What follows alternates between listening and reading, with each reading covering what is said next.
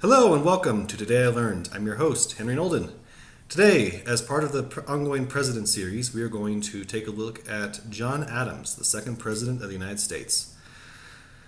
The full breakdown can be found in my book that I'm writing about the presidents, where I give them a letter grade, as it were. But I thought I'd share with you guys three things that I learned about him when writing the chapter on him. First, I'm sure many of my viewers know that he served in the Continental Congress during the Revolutionary War. He was on the committee that helped write the Declaration of Independence. But he wasn't just on that committee, he was on 90 different committees, and he was the chair of 25 of them. This is a man who genuinely believed that if you're going to want something done right, you're going to do it yourself. And so he was one busy guy. Which I think might actually show some of the seeds of character flaw that came up when he was president, namely his unwillingness to delegate. He liked doing everything himself, didn't trust other people to get it done right, and yeah. The second fact I learned about him, this one comes from his time as what's the term? His time as president. He brought over with him as president most of George Washington's cabinet, with the exception of Alexander Hamilton, who resigned from the Secretary of the Treasury position in 1795. But that didn't mean he wasn't still involved in the government, which caused some problems with Adams' administration, because a good half of his cabinet was deep in deep in Hamilton's pockets, to the point where, let's see, which ones was it? I'm looking at my notes. John Adams, skill. Let's see, Timothy Pickering, Secretary of State, Oliver Wolcott Jr., Secretary of the Treasury, and James McHenry, Secretary of War.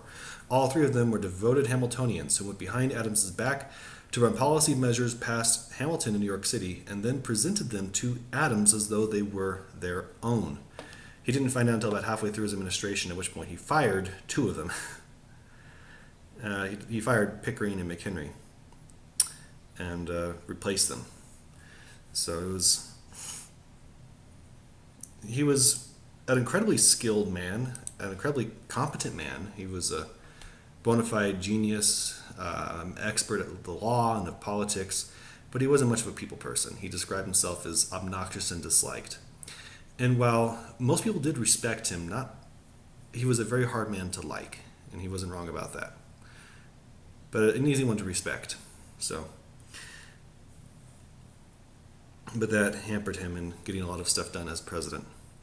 Our third fact of the day is, well, tying into the whole issue with not being a people person, he ended up alienating his vice president, Thomas Jefferson, so badly that by the end of his term, they were not on speaking terms. It was so bad, in fact, that Adams did not go to Jefferson's inauguration.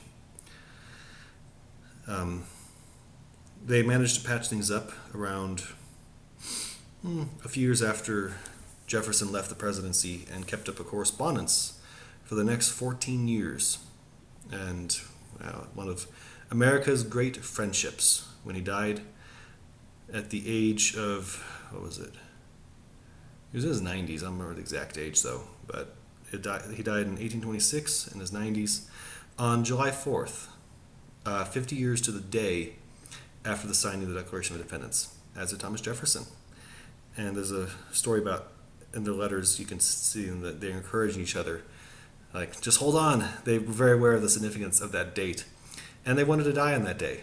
And so they held on until July 4th, 1826. And apparently Jefferson, he was 83 years old at the time, he was falling in and out of consciousness. And every time we wake up, he'd ask, is it the 4th? Is it the 4th? Is it the 4th? And when he woke up around 2 in the morning on the 4th and asked the question, he was told yes. At which point he smiled and closed his eyes, went back to sleep, and never woke up. Adams died later that day, And his last words were, "Thomas Jefferson still survives." So I've always found it a touching tale. So all the better for being true. So anyway, thank you. I hope you enjoyed it, and I will see you in the next video on Mr. Jefferson.